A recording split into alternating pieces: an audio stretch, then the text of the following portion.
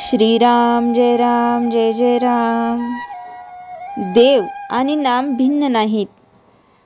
आपल्या अनुभवाला येईल तेच खरे जरी असले तरी आपण त्याप्रमाणे वागतो का?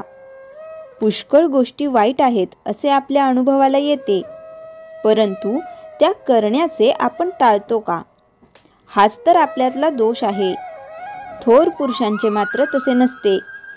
त्यांना जे अनुभवाला आले ते त्यांनी आचरणात आणून दाखविले आणि म्हणूनच ते संत पदवीला गेले. खरोखर संतांचे आपल्यावर केवढे उपकार आहेत. जगातले सुख हे खरे सुख नव्हे, दुःखानेच सुखाचा घेतलेला केवळ वेश आहे तो.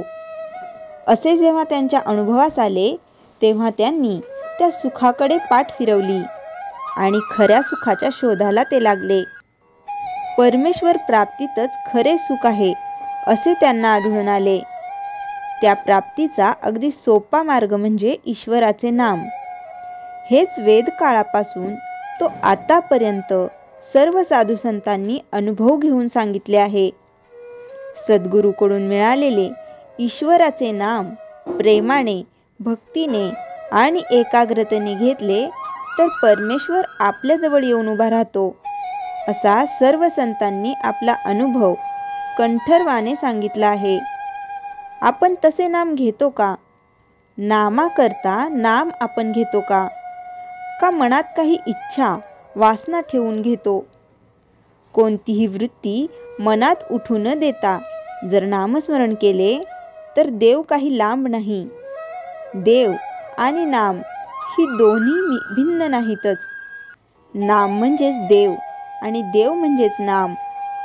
नाम एकदा मुखात आले म्हणजे देव हातात आलाच. मुले पतंग उडवितात.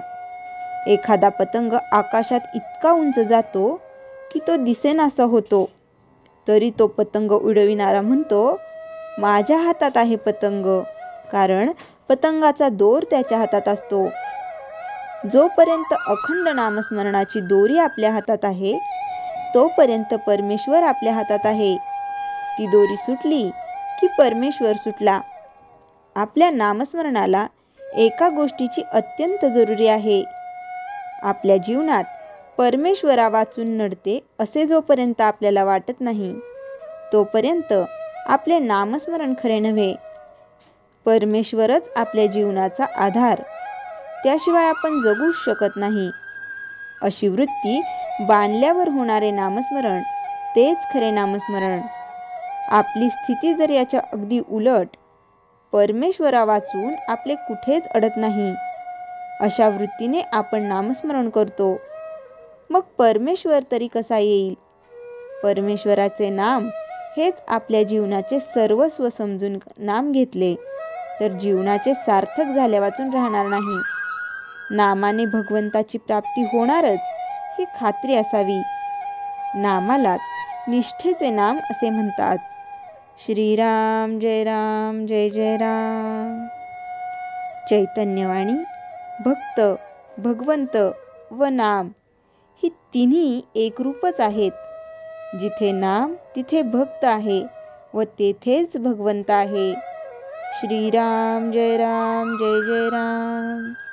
जयाच्या जनी जन्मनामार्थ झाला, जयाने सदा वासनामात केला.